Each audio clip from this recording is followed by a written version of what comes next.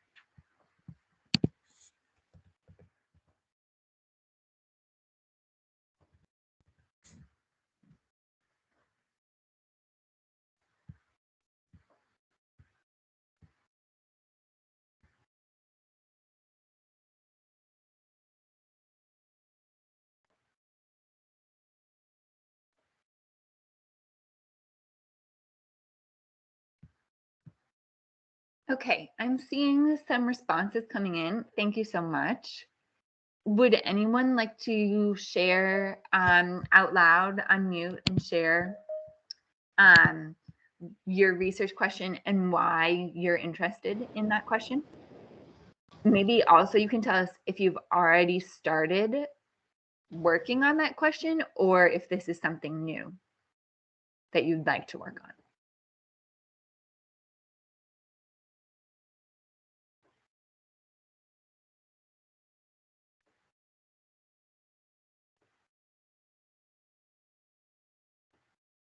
Maybe Jane, can I ask you to share? Oh, sorry. Okay, Emmanuel, you've just raised your hand. Thank you.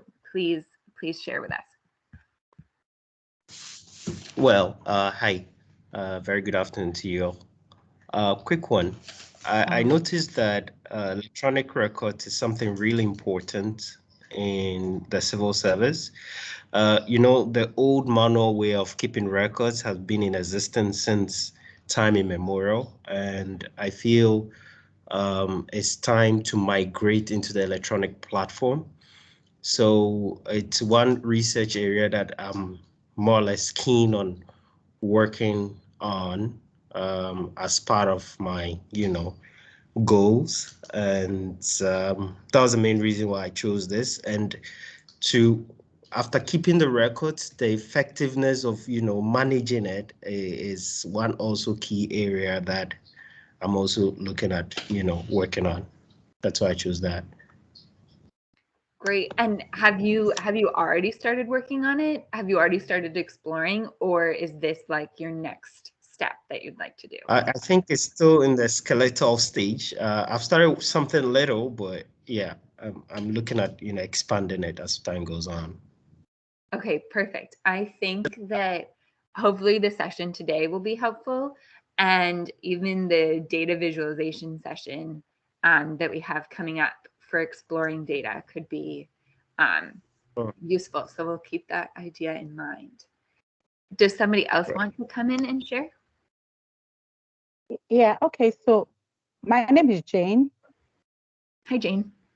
This is Jane. Please, can you hear me? Yes. Yes. So my topic is assessing the impact of flexible working hours on job performance, specifically on task completion.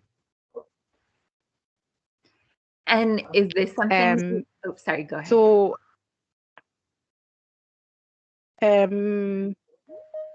I think in the era of the COVID-19, the Office of the Head of Civil Service, the Public Service Commission,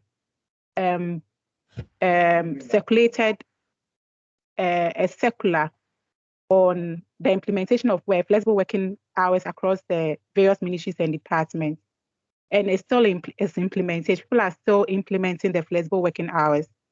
But I want to find out if it's a productive initiative, if people are able to complete their tasks, if they have to work remotely.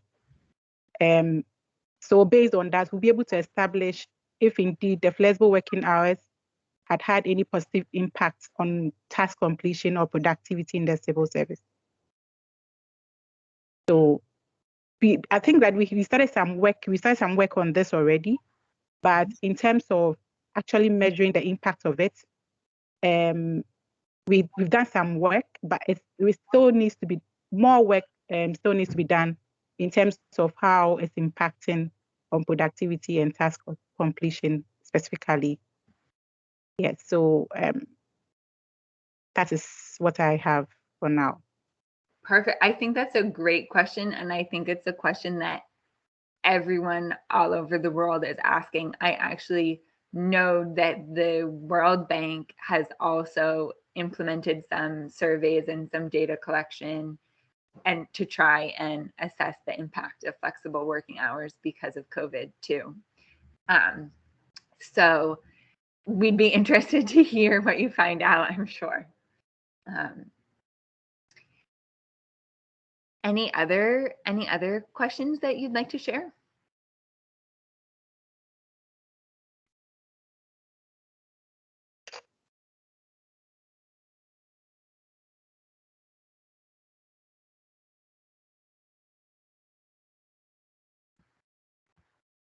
Maybe Aisha, can I ask you to explain a little bit more about your research question and if you've already started on this?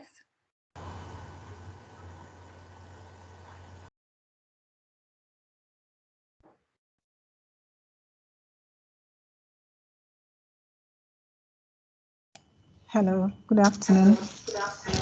Hello. So please, my name is Aisha. So I chose this topic because the entire civil service deal with records keeping. So I'm looking at how important are these records to the civil service. How people create record right from its creation to its disposition. Sorry. So sorry. So I want to see how important how these records are to the civil service. And do people just create records and leave it there, or is something that will help us in the future? In terms of we need something to fall on when people need to make a decision. Yeah.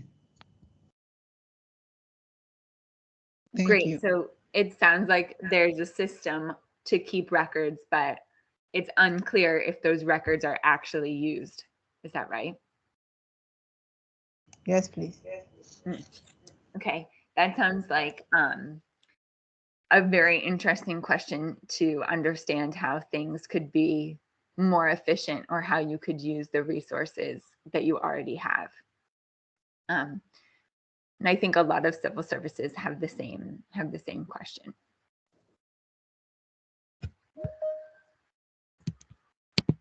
Okay. Thank you so much, all of you, for sharing these research questions and interest areas.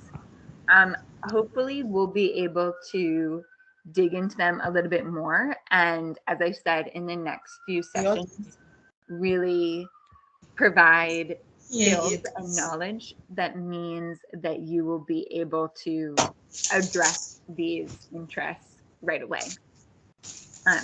So the first step in that is going to be developing a theory of change. And we talked about this very briefly last week. Sorry, Adrienne, before you start, I see one hand is raised. So, I mean, Maxine, I see your hand is raised. Do you have any question?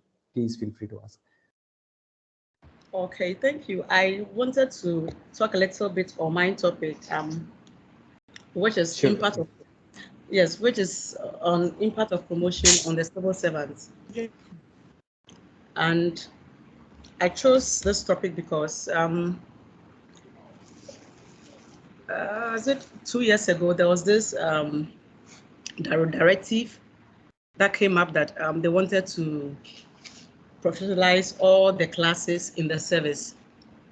So every class has to have a form of a professional certification. That's about 3 years ago. But currently, it looks like it's only one class that is being targeted now. And because of that, in the level that you find yourself, you can't go for any other promotion.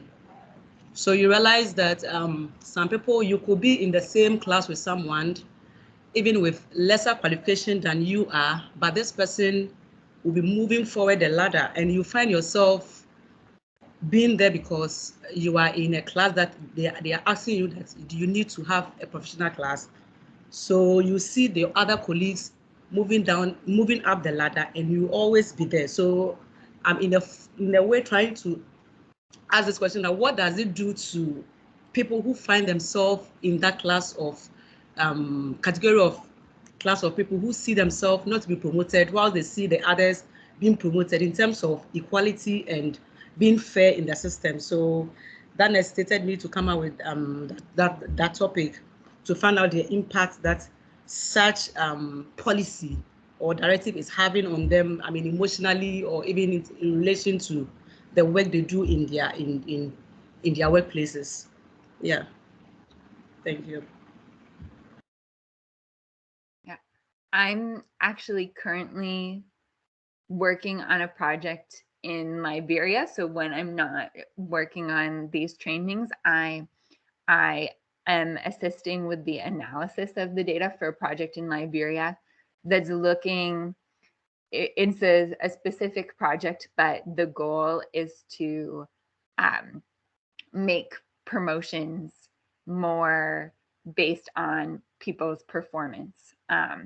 So that's very interesting. I think that's a question that a lot of people have as well. Maxine, have you already started working on this project, or is this a new project? Actually, it's something that has been on my mind, but just as you asked us to come up with a topic, because I'm passionate about, because I fall in that category of class. So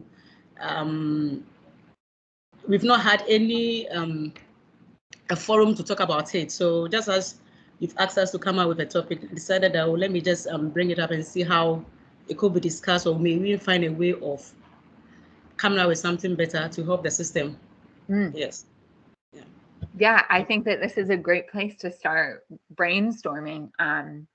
And as we keep going, maybe we'll be able to come up with some ideas of how to investigate that further. Excellent. Did anybody else want to say anything before? I'm sorry, Maxine, that I missed your hand. Let me pause for a minute before we continue and see if anyone else would like to jump in. Yes.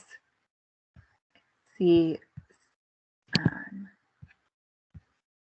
I see another hand. I'm sorry if I mispronounced your name. Ajorlolo.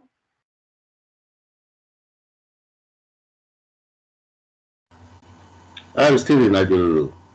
Okay. Yeah, great. And the project I will look at is the effectiveness of performance, staff performance appraisal in the civil service. Because the performance appraisal system is part of the entire performance management of the civil service.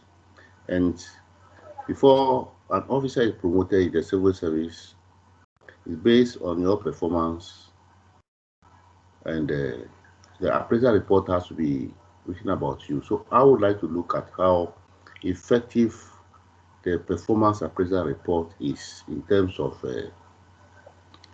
promoting staff in the civil service. Perfect. And have you already started this, or is this a new idea? It's a new idea. Okay. Yeah, it sounds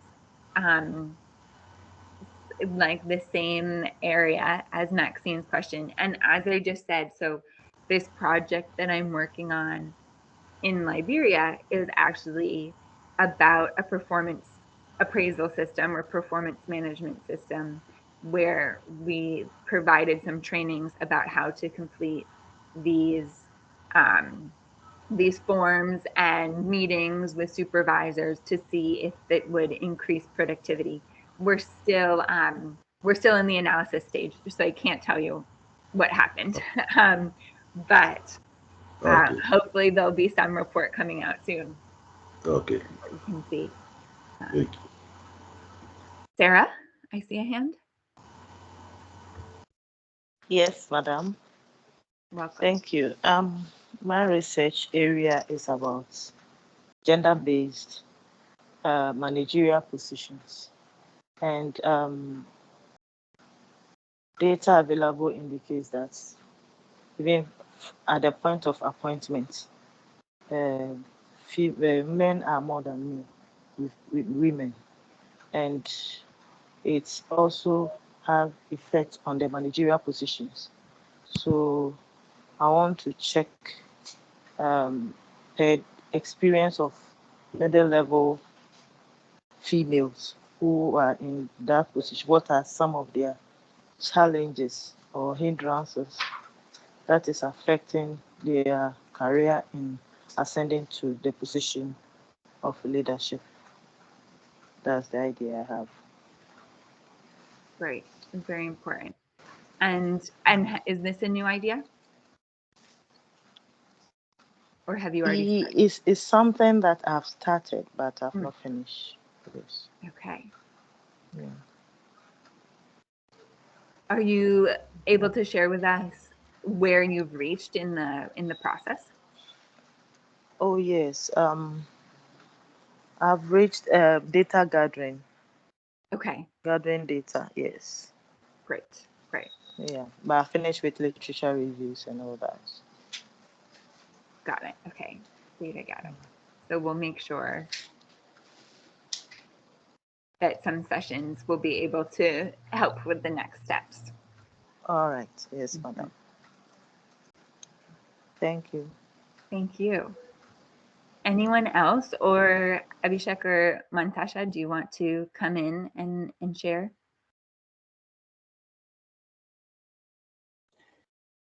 Yeah, I think we have had some great questions. So basically, we have an idea of different things that you people are working on, and hopefully, say for example, the next session would be on survey design.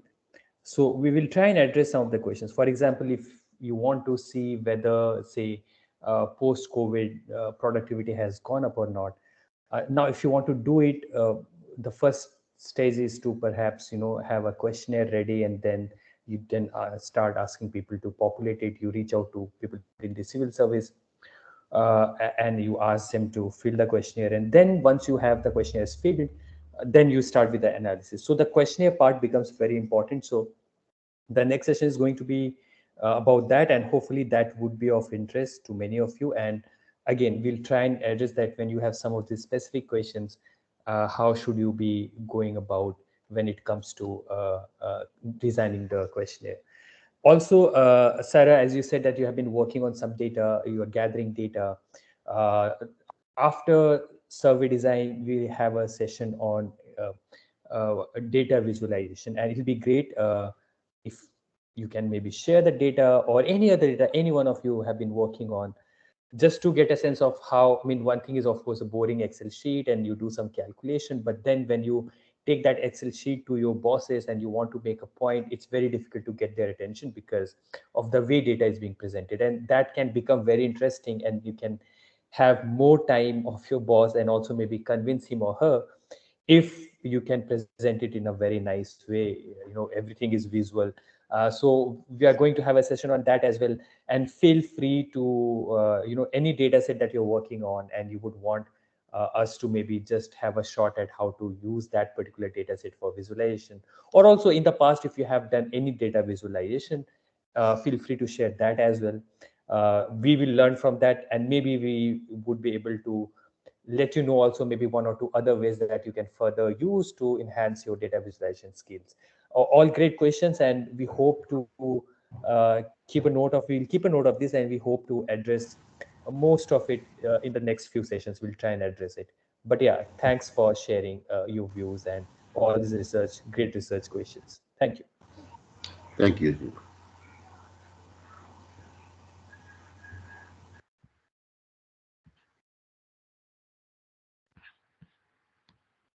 Okay, so I think we'll start in on a theory of change. But as always, if you'd like to say anything, please write in the chat or raise your hand.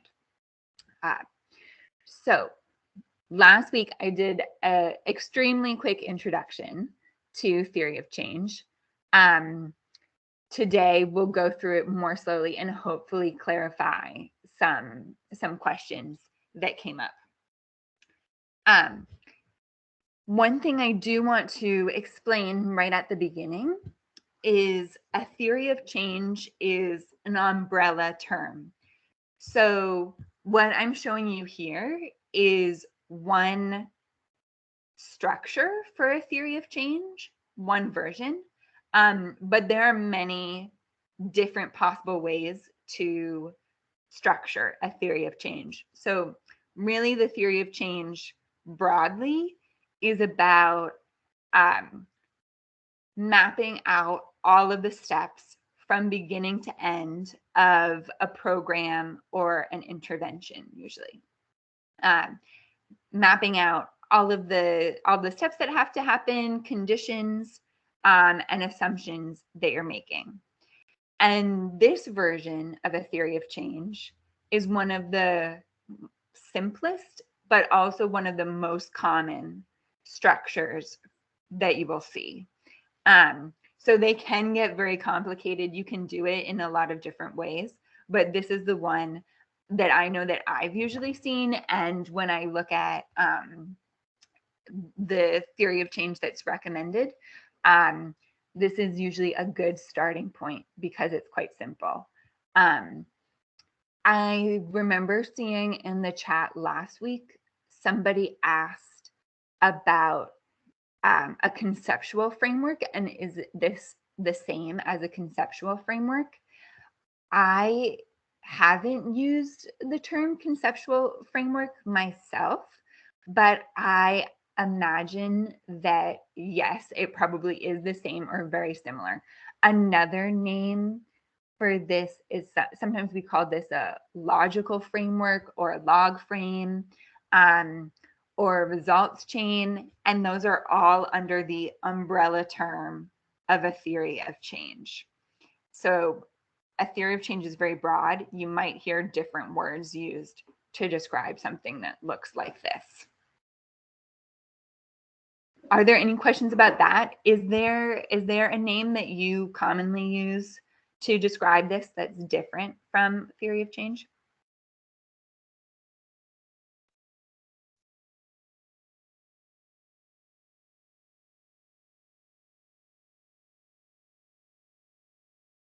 Okay. No. If there is, please feel free to put it in the chat. So as I said, the easiest way, I think, to conceptualize a theory of change is to think about it in terms of an intervention or a program. So when we think about an intervention, we usually have an idea in mind of the impact that we'd like to achieve at the end. So there's some sort of vision for our program or our intervention. And we're going to achieve that using some inputs. We have something that we'd like to do, and we imagine that it will lead to our desired impact later. And then the theory of change helps us map out each of those steps in between. How will we get from inputs to impact? Now, I see that a lot of your research questions are right now in a stage where you're more trying to get a descriptive idea of what's going on. So maybe, for example, let me go back and look at the chat to pull some up.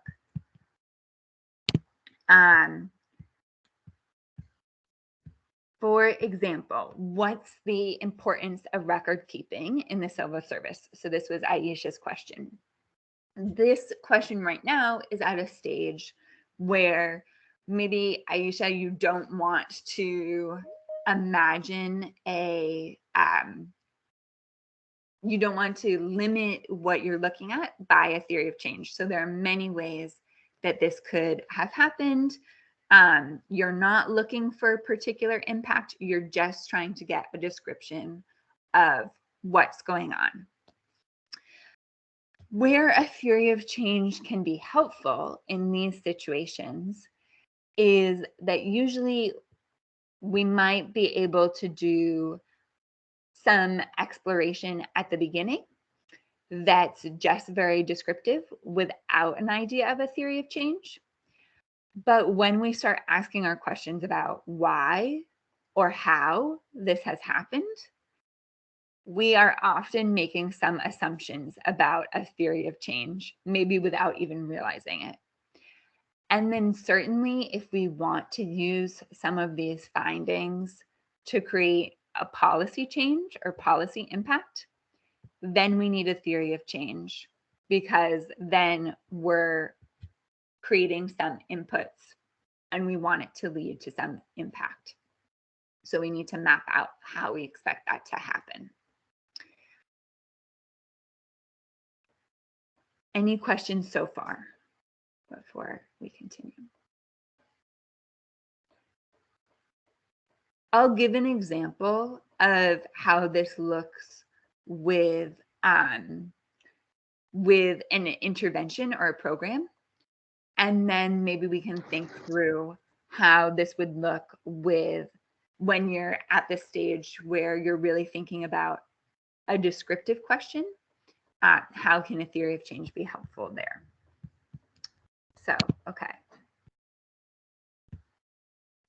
Actually, let me go back. And just as a reminder, I know we did this last week, but inputs. So we have 4 stages. The first one is inputs. That's the resources and activities that you're actually going to do. The outputs are the direct outcome of those activities. Outcomes are secondary effects of those activities. And then the impact is the ultimate change that you want to see. So putting that into an example, if our research question was, do financial incentives for strong performance lead to increased reported motivation? Here, I'm imagining that implementing financial incentives is a new program or a new intervention. So we're planning out this program. So in our planning, we would say that the inputs for this program are going to be an announcement of bonus payments if staff successfully complete the task. And then other inputs might be a system of paying these bonuses and then the activity of actually paying the bonuses. Those would all be inputs. I've limited it to just one here for simplicity while we're looking at it. Then the outputs, so the direct results of those activities should be that productive staff receive bonus payments if they accomplish the task. And then the secondary outcome of receiving those bonus payments is that staff would be more motivated. This is our plan for this. This is our expectation for this intervention. We expect that or hope that staff will be more motivated to receive the payment. And then that will lead to our desired impact, which is that the civil service becomes more productive. So here we're kind of mapping out the ideal path for this intervention that we're creating. Any questions about that so far? Or Abhishek, did you have something that you wanted to add? I think I saw someone come off mute.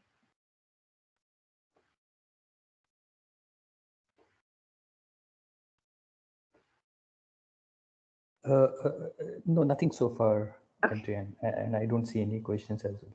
Yeah. Okay. Thank you. Oh, Dan. Dan. Okay, yes, I have a little question. Does it mean theory of change normally or typically establish a cause-effect relationship between two variables or two situations or two phenomena? Let's say financial incentives and then increase performance. Normally, if we are looking at theory of change, or if you are considering theory of change, would we see this causal relationship between two variables that we'll be talking about? Thank you. Yes, great question. The answer is yes. Usually we're trying to map out the expected causal relationship. So we'll see when we actually collect data, and when we build out this theory of change a little bit more, we'll see that there are conditions and assumptions that we have to make to imagine that this is a causal relationship. But this is like our expected causal relationship. If financial incentives do eventually lead to the civil service becoming more productive, this is like the cause and effect of how that happens, we think. So of course, when we're planning an intervention, we're planning an intervention because we hope that it will cause something later. So this is the steps that we hope will happen and believe will happen if we do this intervention. Then when we collect data, we have to check that that's actually the case. Okay. I'm on a meeting. Hello. Mm-hmm. I'm saying, sorry, I'm on a meeting, so I may disturb you a bit. The same thing. Oh. Can you say that again? I think I missed.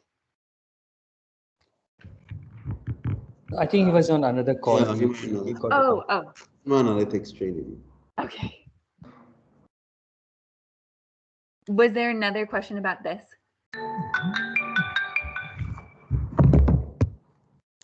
I'm sorry.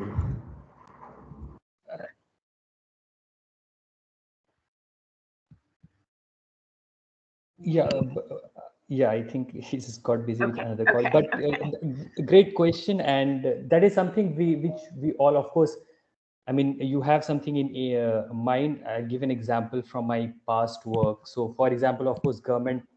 One key job of the government is to do resource distribution. You raise resources through taxes from slightly richer people, and then you run your schemes and make sure that you're enhancing the welfare of the people. And there could be a number of ways to do it. One could be that, okay, For example, in India, we have something called public distribution system where you give free food to people below a certain threshold. Other way could be that you don't give food, but you simply hand over cash to them.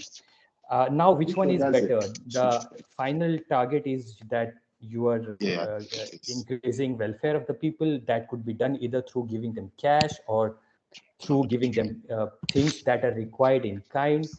But which one is better? And that could differ from country to country. In India, for example, and I guess that's the problem with many other developing countries, is that bureaucracy, of course, they have a lot of discretionary power. I hate to say it despite being a bureaucrat, but finally on ground, when it comes to actually delivering things to people, there could be corruption, a lot of leakages. So send certain things which are meant for poor people, but very little reaches. So whereas, now many countries have been talking about universal basic income. And it makes sense for developing countries if you have the resources, because you can cut through this bureaucratic process.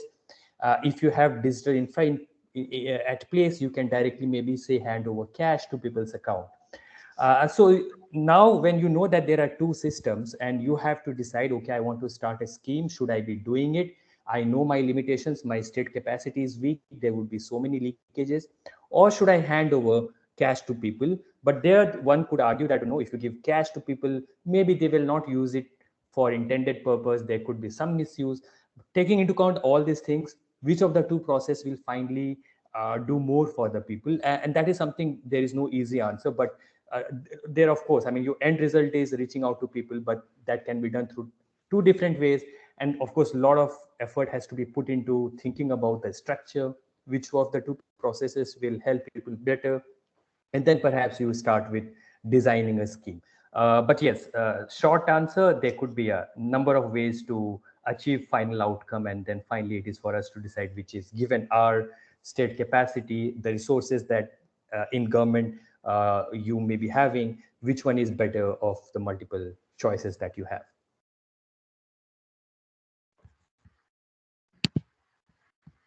I see another question from Hafiz.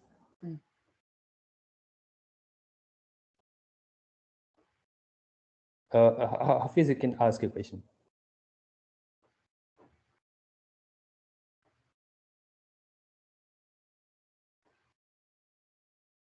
Or I see in the chat that Hafiz says that there was an echo in your delivery. Is anyone else hearing an echo? I personally didn't hear an echo.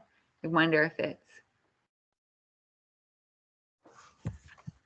I think you sound okay to me.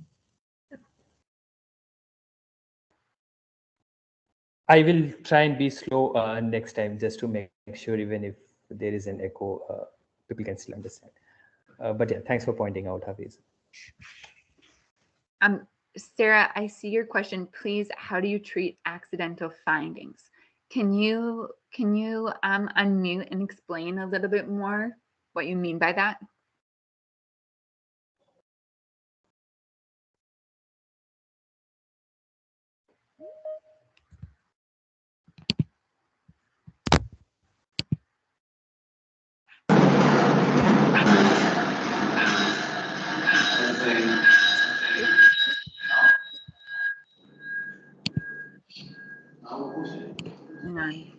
Okay. Can you hear me, please? Yes. Okay.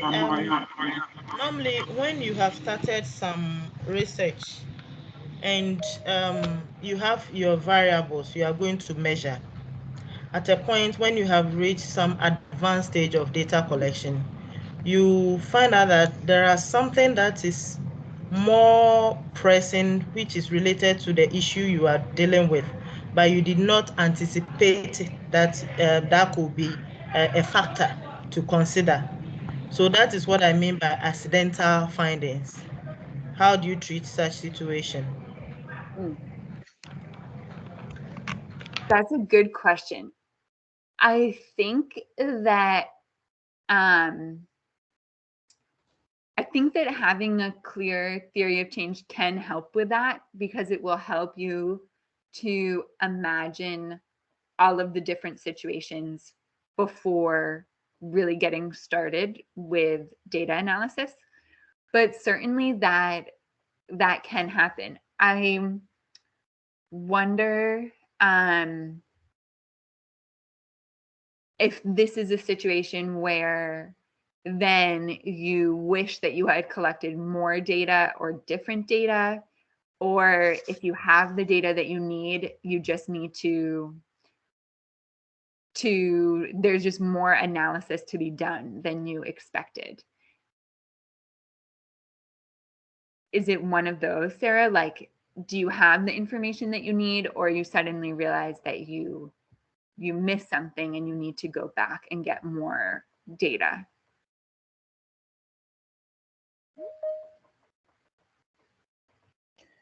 Yeah, I mean, of course, when you start developing a theory of change, we should be careful and have different situations in mind, and accordingly we should start either survey design or data collection with. But of course you can't plan everything, and there may be situations, as you rightly said, that you start with data collection, or maybe you have started analyzing, and then you realize that maybe there are certain things which are important and maybe we missed out on it, and it should have been part of our original theory of change. But that should not really worry us a lot. I mean, there are a couple of things that can be done. I mean, of course, that may, of course, certainly delay the whole process. One thing is that even if we do not start from the beginning, and then we find out certain things which are important, and if there are creative ways to look at that situation, and trying to look at data sources that can be useful. I'll give an example. So, I mean,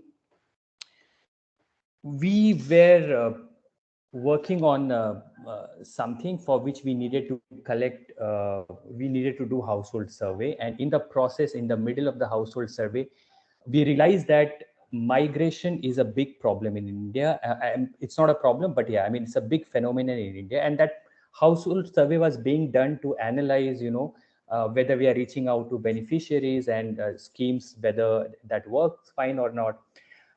And we never had any scheme for my people who migrate. So, for example, you belong to a certain state or certain province, and you are entitled to receive free food from people, from the government. For work, you happen to migrate to another state. And when you visit another state, you are no more entitled to free food. And we realized it while conducting the survey. But then the survey, it was a big survey, hundreds of thousands of people being interviewed. And of course, it was not at all possible to go back and design a research question again. Of course, the best way would be to redesign your thing and then again do it. But then, of course, we didn't have the resources and the time. So what we then did, just to get a sense of the magnitude of migration, and then to present it to policymakers, which are usually politicians, to make them realize that migration is a big thing, and then whether one belongs to state A or state B should not matter. One should always be entitled to free food. And what we did is that we looked at generally what happens, at least in India, when people migrate, it's mostly male members who migrate for work, leaving behind family wherever they are located. So we looked at very ground level. There's a unit called district, where, I mean, in India, small would mean even a district there would be close to 1 million population. And we looked at the sex ratio of each of the districts. So if there is a lot of migration, people, male members especially, they migrate from one district to another, you would start noticing over a period of time very skewed sex ratio. So, I mean, a lot of migration would mean people from where, districts from where people migrate, sex ratio would be skewed in favor of female. So a lot of female, less male. Whereas states or districts where people migrate to, you would see a lot of male being there. And we looked at the difference in the sex ratio in, as to figure out, okay, how much migration is happening, what are the states or what are the districts from where people are migrating, and what are the states or districts where they are going to. And we computed a number which was a very big number, and I mean, contrary to what we initially believed. And that itself gave us a good sense of the interstate or inter-district migration. And finally, I mean, in India, now we are in the process of amending most of this, the way welfare schemes are delivered. So whether you are, even if you migrate, you would be allowed, right now you're not, but very soon that change is going to happen. So we made use of, we realized there is something, and of course, simultaneously, now we have started the process of conducting a proper migration survey. But of course, at that point of time, we couldn't have waited. Something very big we noticed. And, at times you would come across, when you realize you will figure out an innovative, a good proxy to, what you're trying to study, and that should help you. And then in the meantime, you can also start with your own, revisiting the question, having an independent survey to again further refine your understanding of the question. But yeah, I mean, we have to be innovative. I mean, on the ground, these things will happen. Unfortunately, being in government would mean you won't have the luxury of time. So you have to look for innovative ways without, waiting for restarting the survey, waiting for another couple of years. That can happen later, but yeah, just look for innovative ways and you should be able to do it most of the times. Sorry for that long answer. Yeah. I think that important thing to remember is that I think with every research team, one question leads to another question. So you might almost, you might write a paper or a report and sort of complete one research question, but usually as you're working on that research question, it leads to more research questions. And I don't think that's a bad thing. I think that's a very common thing. But as Abhishek was just saying, maybe initially you can at least get some descriptive statistics or descriptive information that then can show how important this issue is to other stakeholders so that they also become interested in this, and you can continue your work along that line, even if it wasn't your original idea. Maybe you can deliver something about your original idea, but also something that shows that this new direction is an important one. Does that help answer your question, Sarah?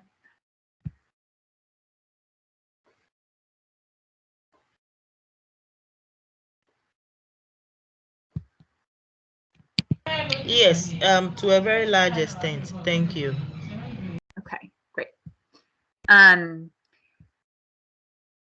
I see here when we're talking about theory of change as well.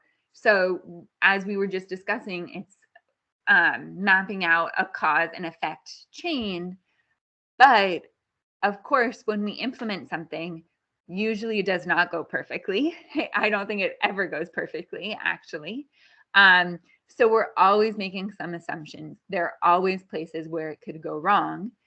And the next step as we develop a theory of change is to map out those places where it could go wrong or where there might be an assumption or a condition that's necessary.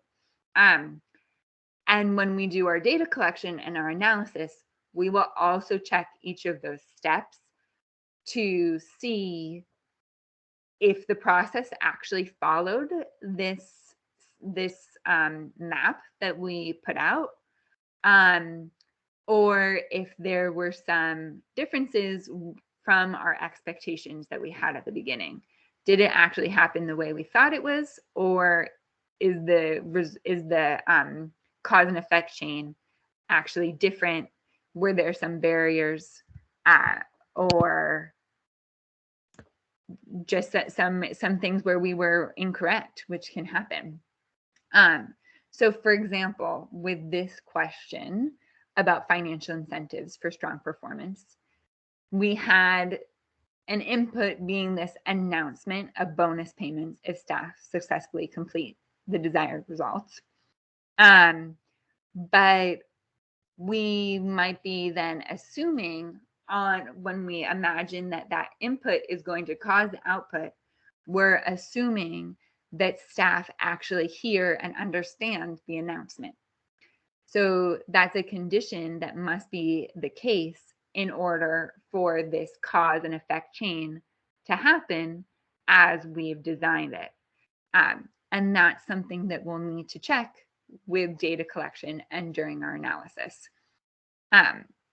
Similarly, for outputs, is the bonus actually paid? So we expect this to happen because of the way we've designed the intervention.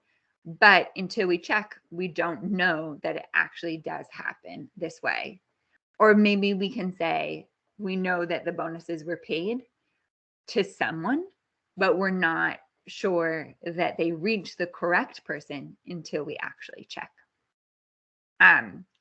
We've also made an assumption that staff will be motivated by payments. But that's also an assumption that staff might be motivated by these extra financial incentives. Maybe we have some reason to believe that. Maybe we think usually people are motivated by a bonus payment, but it's still something that we have to check. And it might be that staff are already 100% motivated and they couldn't be motivated anymore, or that this bonus payment is too small to cause a change in motivation.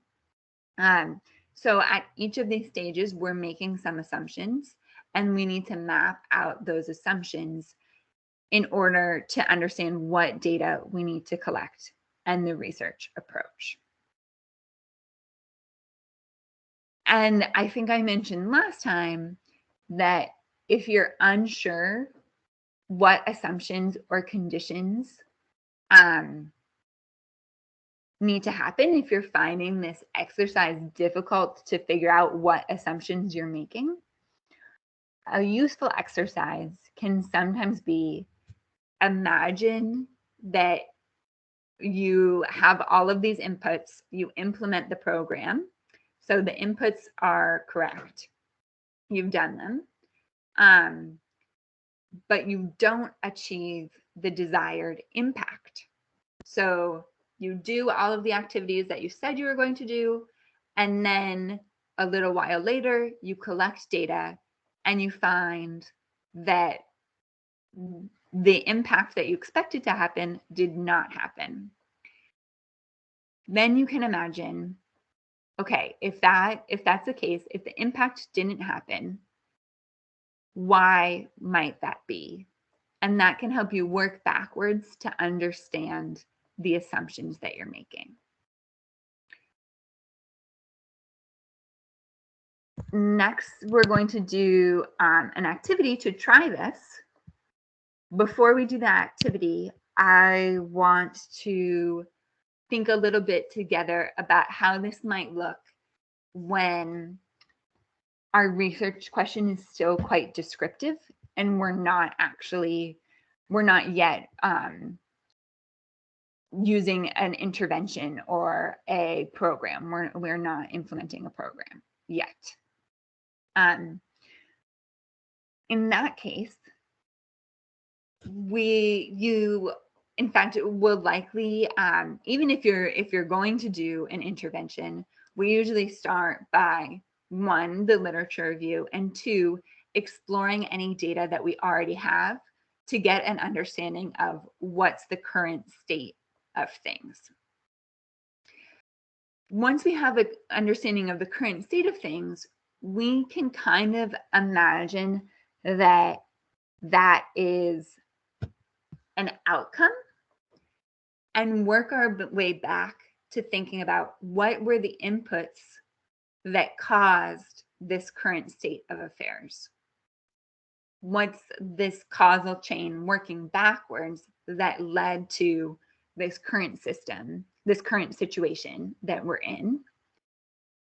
That can help you, 1, explore the data more, because it will bring up questions about what actually happened to lead to that outcome. And 2, if you're hoping to create some policy change or even to implement a program, it will help you figure out how you might cause that change. The next step would be to create a theory of change. So let me make this a little more concrete with an example. So hang on, I'll look in the chat for one of your questions.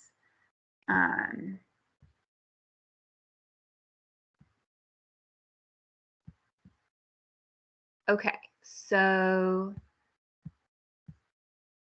let's see. Okay, so Sarah, you had this question about the experience of middle-level managers in leadership positions.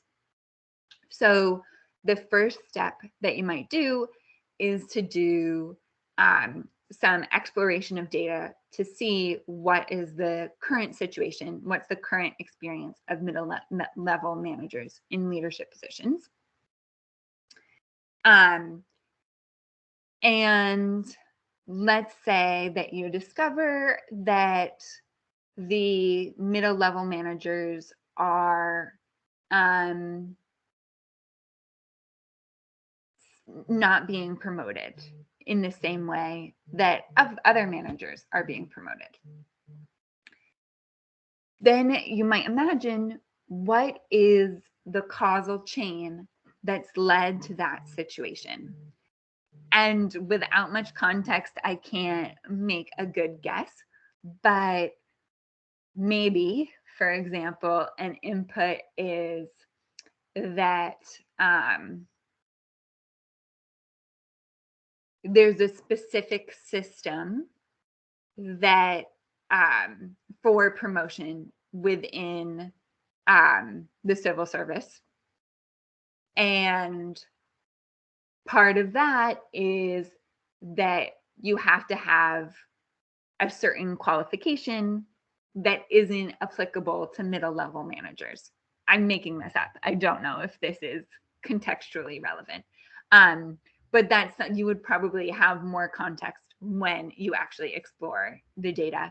And if it's a situation that you personally know more about. But you can imagine maybe an input is a specific system that already exists.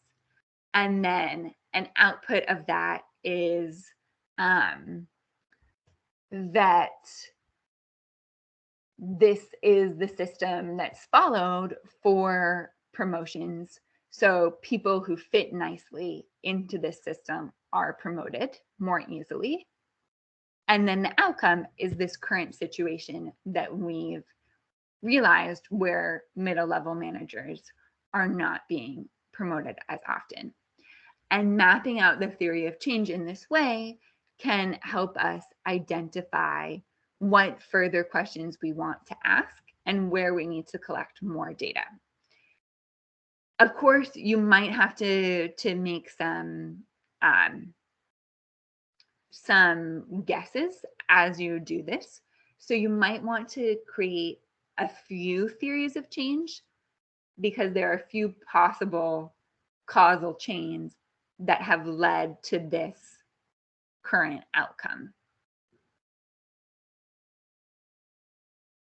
Does that make sense? Are there questions about that, or would anyone else like to come in with their experience?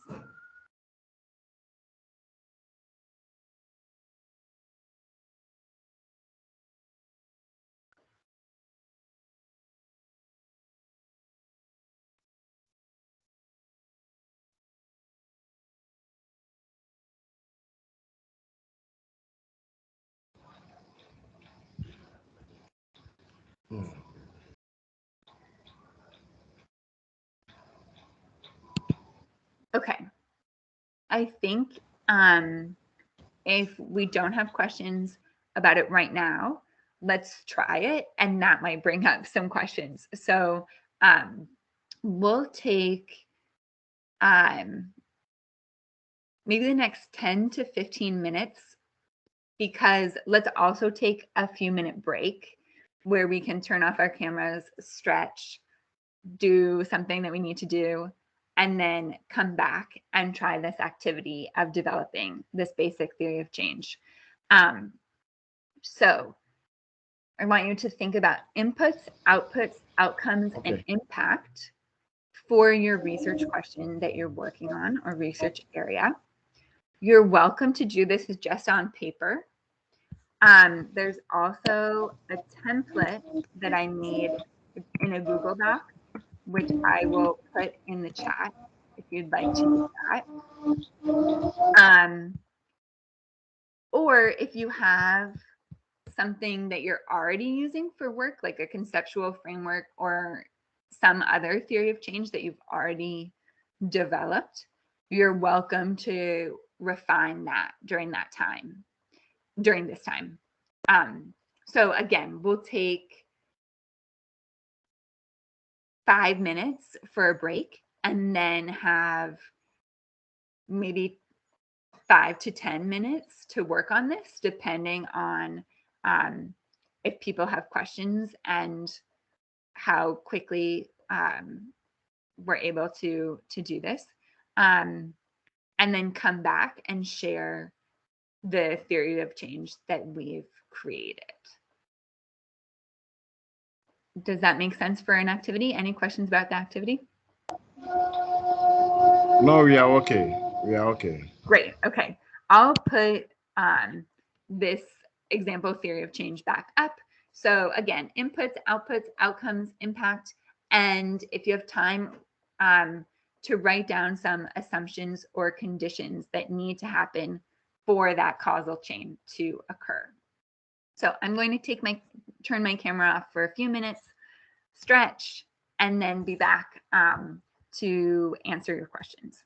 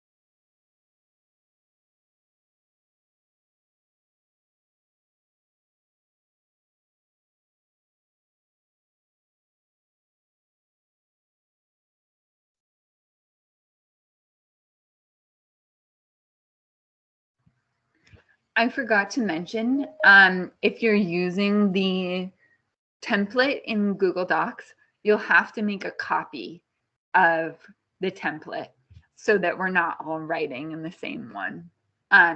So to make a copy, you can just go to File and make a copy, and then you'll have your own copy that you can edit.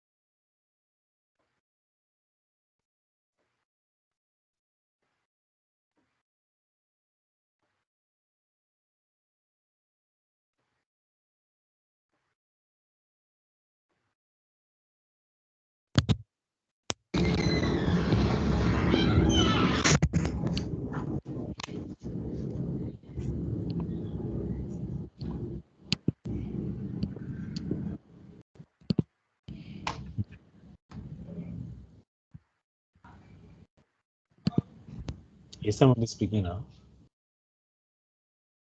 Rita. My microphone is on. Huh?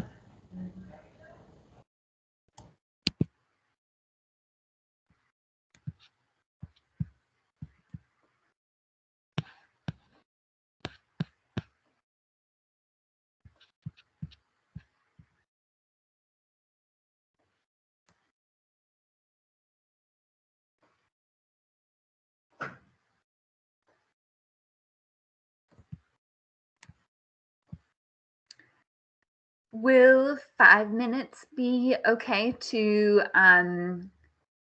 get a first draft of this theory of change ready? And then you'll have more time to refine it before the next session. Will 5 minutes work? Yeah, I think it's okay. Yeah. Yeah. Okay, great.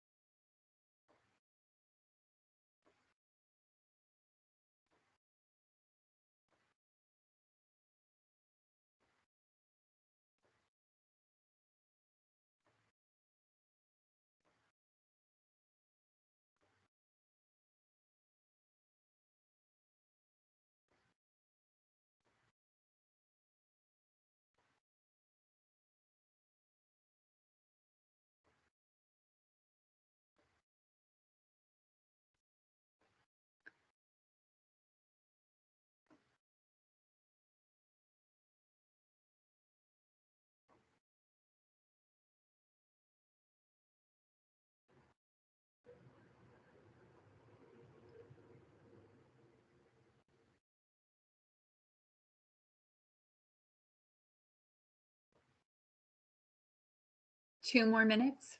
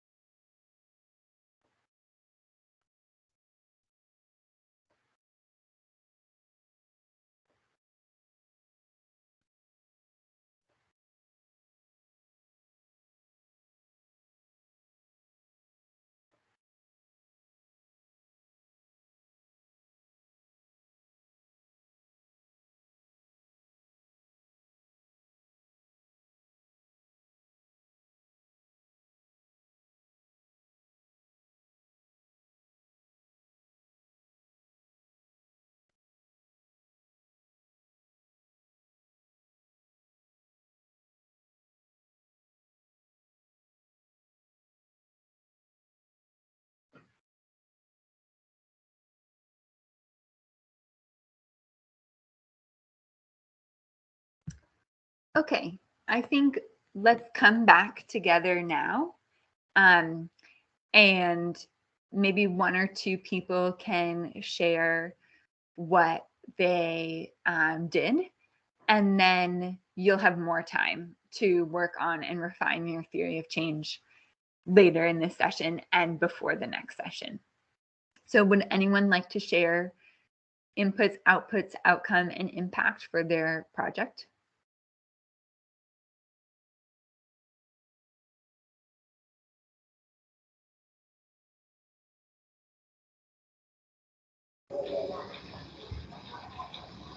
Daniel? Yes, I want to give it a try. Great. My question, the research question is, does digitization for quick service delivery lead to increased number of people accessing a public service? That's the question, the research question. Does digitization for quick service delivery lead to increased number of people accessing the public service? Now the input is systems and processes redesigned and automated. Then the output will be all services accessed online or all services simplified. So that's the output. All services accessed online and all services simplified. Outcome. My outcome is time spent on delivering a service reduced. The outcome is time spent on delivering a service reduced. Then the impact is that more clients served in a shorter time. More clients served in a shorter time, leading to increased number of people being served. So regarding the research question, which is, does digitization for quick service delivery lead to increased number of people accessing public service? The inputs, outputs, outcome, and then the impact. That is what I've just mentioned. Thank you. Perfect. I think that's great. There's a clear causal connection between each of them. Of course, this is an expected chain or one possible chain that could happen. And then you'll think about what are the assumptions and conditions where that would happen. What could be the barriers to that actually happening? But that's perfect. I think you clearly, I think the inputs, outputs, outcomes, impact were very clear, and the steps are very clear. Okay. Anyone else? Thank you very much.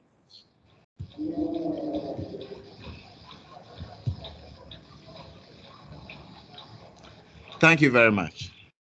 Thank you, Daniel. Thank you for sharing. Jane? Okay, so my topic is assessing the impact of flexible working hours on task completion or job performance. So my inputs would be funding, staff resources, equipment, and flexible working schedule roster for officers. Then my outputs will be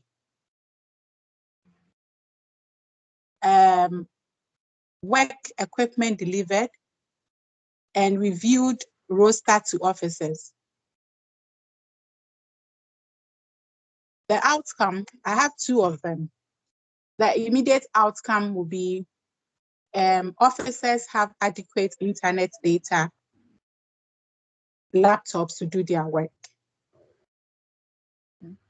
Then the outcome will be meeting deadlines on tasks improved. Then the impact will be officers are able to complete tasks within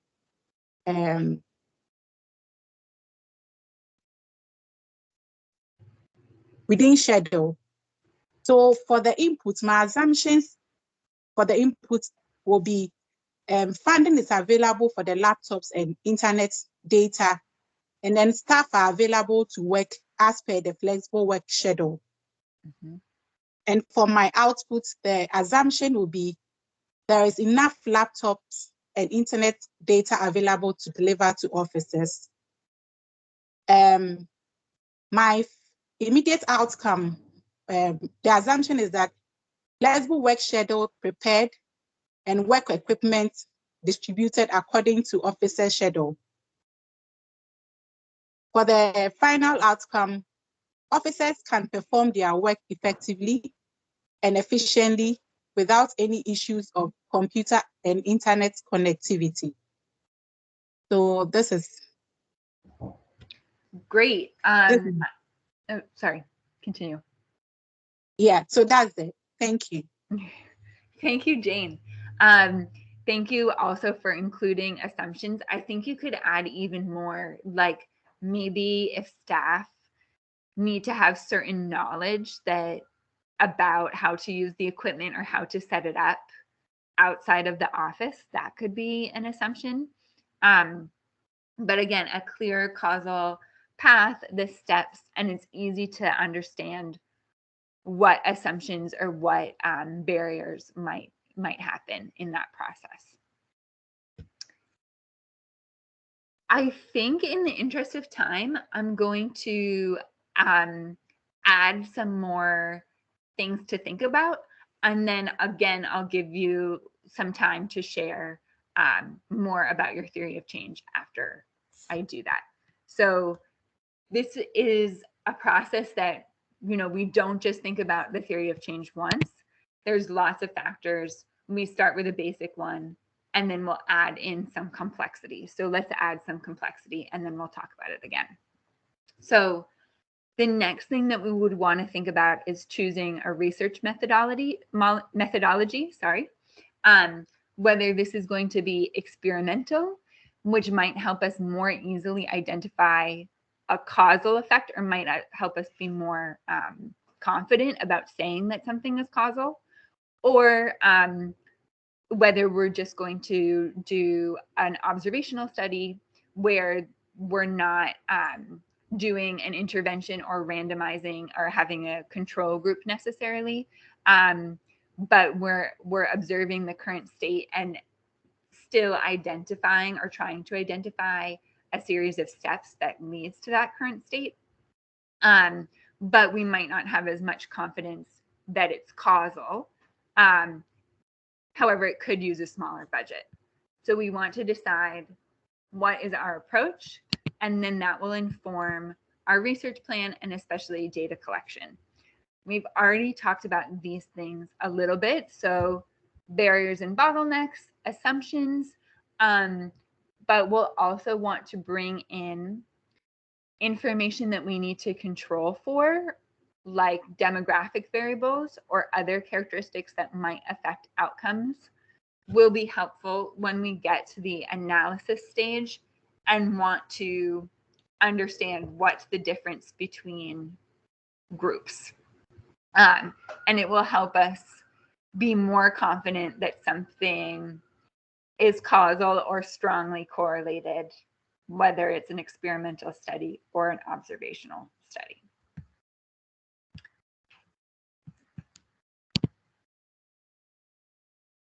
The next step is to refine definitions. So we'll think about this more, especially when we have our next session about questionnaire design. But the data that must be collected is not always obvious. So, for example, one data point we might wish to collect could be the number of staff who successfully complete a training program. So on our theory of change, maybe an output it would be that staff successfully complete the training program. We need to check that that actually happens, how many actually successfully complete the training program, but what does successfully complete the training program mean? Is it staff who complete the whole program, attending every session or most sessions?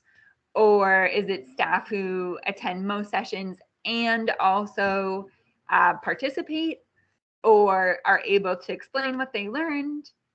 So we need to really refine these definitions before we start collecting data so that we can decide what questions to ask when we are doing our data collection. So a tool that builds off of the theory of change is a framework. That's one example. So you'll see in the example framework, we have the impact, the outcome, and outputs. We might even want to include inputs here. This is our description. So I think you'll remember from my theory of change with the question about financial incentives, the impact was the civil service becomes more productive. These were my outcomes and these were my outputs. So I put them here. These indicators are the metrics that we'll use to see if this actually happened. Then we have a more precise definition of that and the data source where we will get that information.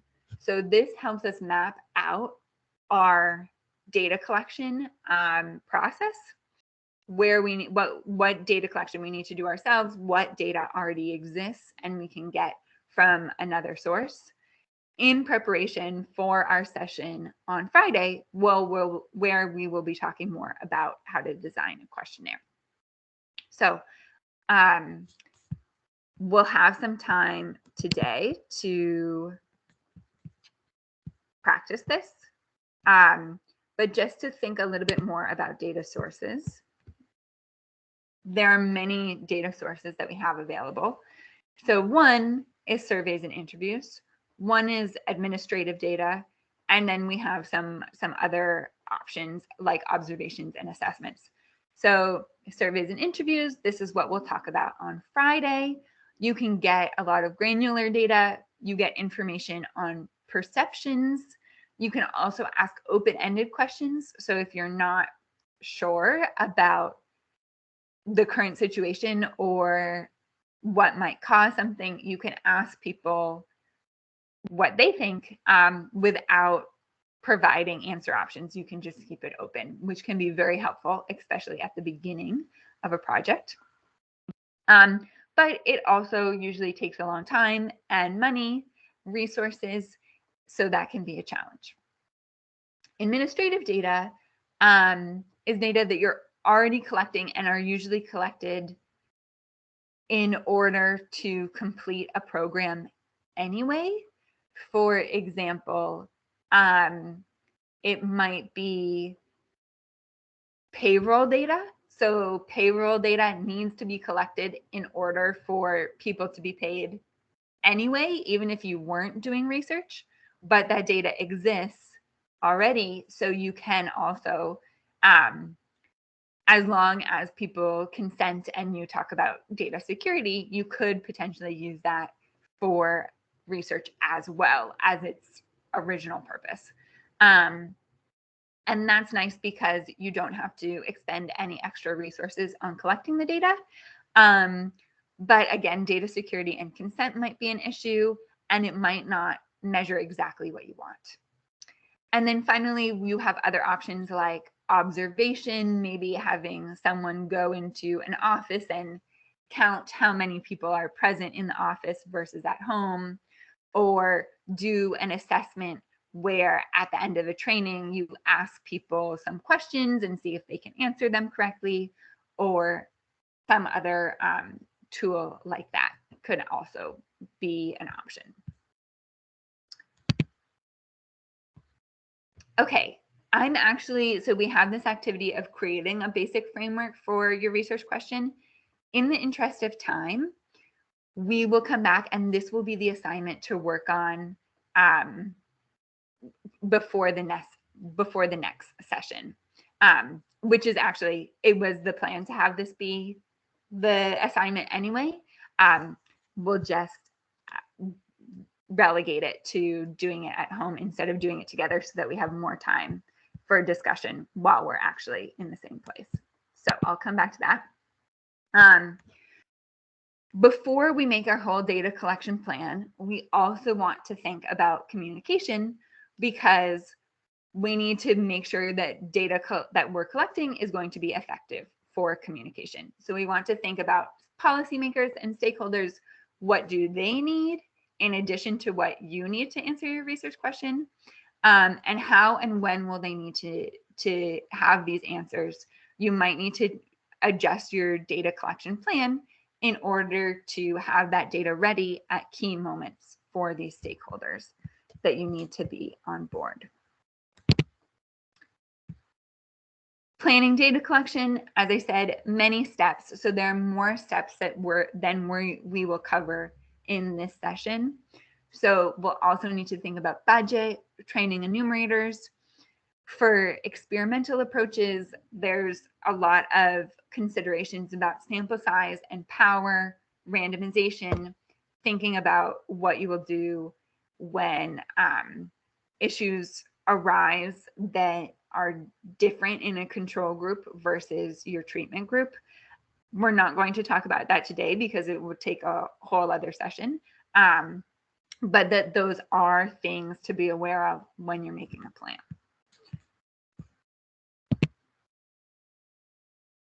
Okay, again, we'll come back to this. Developing instruments would be the next step. So after you kind of have this plan, we'll work on developing instruments. And again, this is something that we'll work on together on Friday. But just as a brief introduction, you might want a full questionnaire or an interview guide for enumerators if it's going to be more open-ended. And very importantly, we also need to build in time to our action plan for testing and piloting the instrument and monitoring the data as it comes in while we're still doing data collection, in case there are any changes that need to be made during data collection. Data analysis would be the next step. Again, we'll have several sessions to dig into that. Okay, so that was like a whirlwind tour of the next steps that have to happen, but it's important to consider all of these steps from the beginning when you're making your data collection plan. And that's why we'll have this questionnaire session on Friday. We'll talk about data visualization next week so that we can start thinking about what we need as our end results, what's the data that we need at the end before we start collecting the data. So for homework, we're going to start mapping this out a little bit more. So I'm just going to go back to the framework. We'll map it out in this way, taking our theory of change, setting it up in this way, impact, outcome, outputs. What data will actually show us whether that happened? Defining that very carefully. And then where will we get that data? And then for Friday, this will help us build the questions that we need to ask on a questionnaire.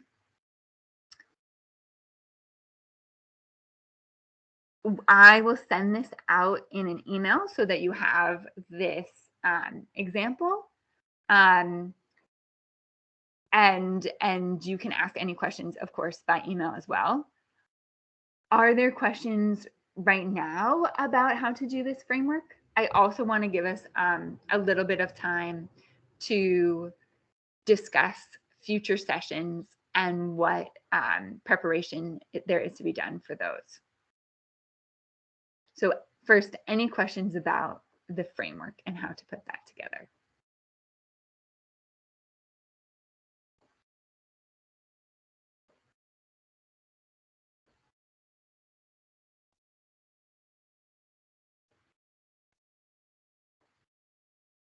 Okay, hopefully it's pretty clear. Of course, you can always, as I said, I'll email it out so you have this example. And you can always email me back with questions. Otherwise, just give it a try, see if it works, and we'll discuss later and share with each other what improvements we could make, what we learned, what went well. Anything further to add there? Okay, thank you. Mm-hmm. Do that.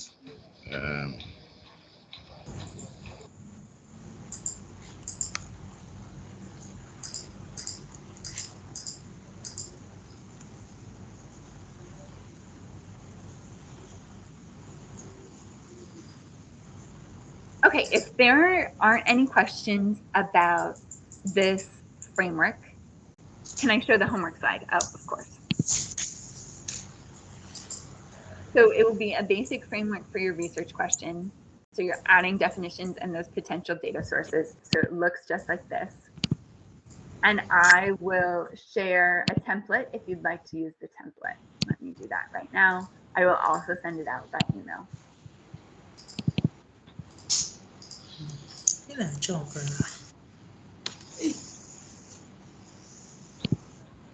This is the same as the other. You'll have to make a copy of the template in order to edit it.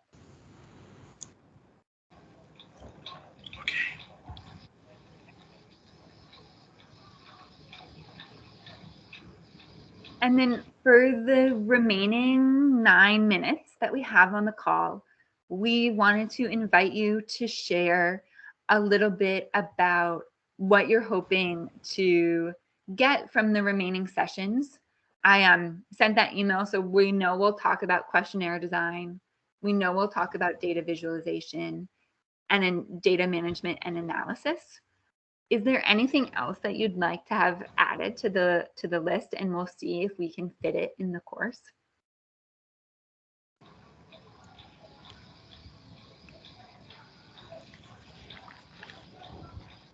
Daniel, did you raise your hand? Yes. I sent an email, I think yesterday, last evening, to you regarding this, but I want to take the opportunity to mention. I know our current situation is that most of the time, especially if we have to conduct interviews or administer questionnaire or gather any form of data, most of the time it is done manually at our end. But I'm also aware that there are new softwares that you can use to generate questionnaire, sent to people on their phones and emails and what have you, so that they respond to it and send it back to you without you necessarily having any face-to-face contact with them or having to carry hard copies of the data. So if you could expose us to some of these new modern techniques or programs or softwares that we can adapt to help us gather data where we have to, without necessarily having to walk from office to office or walk from one organization to the other, so that we can use the phones that we have, the laptops, and then the computers we have to sort of send the info, the data gathering instruments, and receive it same. Thank you. Great. Yes, I did get that email. And we will definitely try to integrate that. I think that we will touch on that in the session on Friday, and that we might discuss it in other sessions as well, because that's definitely been a big issue, especially during COVID, of needing to gather data digitally. And of course, it's always easy to have it direct to digital rather than having to do the data entry later. Yeah, thank you very much. Okay, I see some other hands.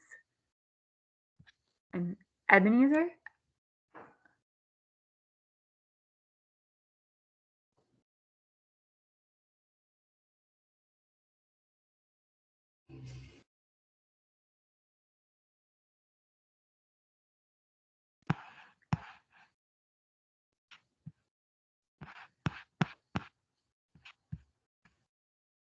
Was there another idea? Sorry,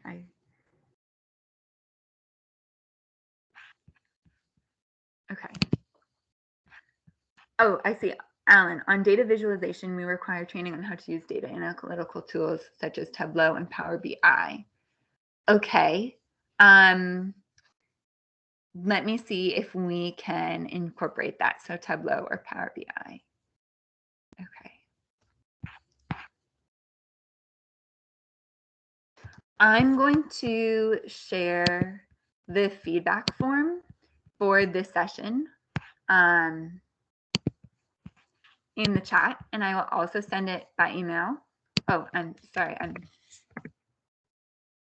having some technical challenges, but I think there should be a link to the feedback form.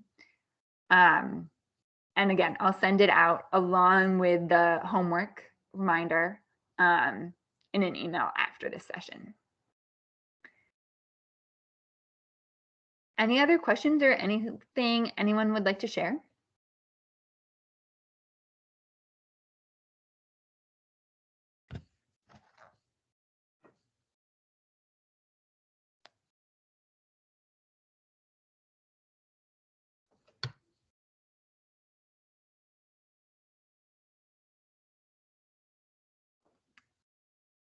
Okay, if no one has any questions, I think we can let you go 4 minutes early, so you have 4 minutes extra in your day.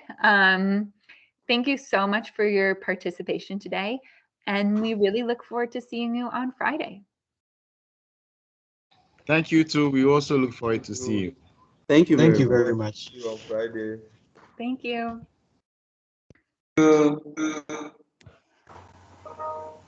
Thank you too.